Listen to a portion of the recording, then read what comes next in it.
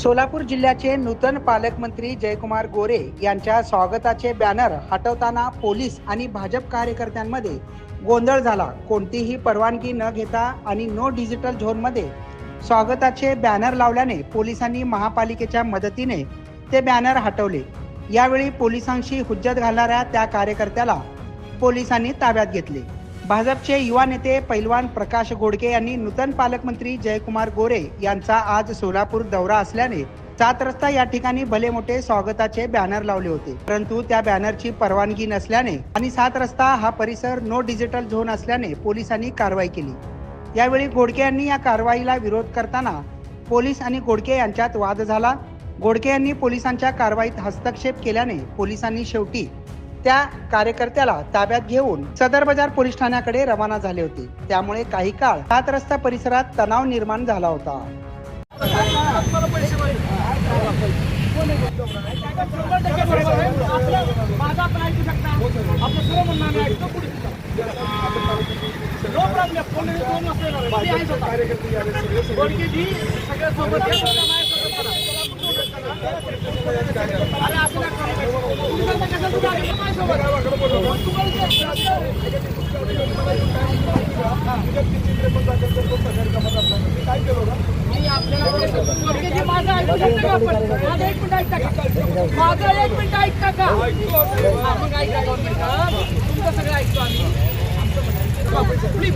मी साहेब आमची विनंती काय होती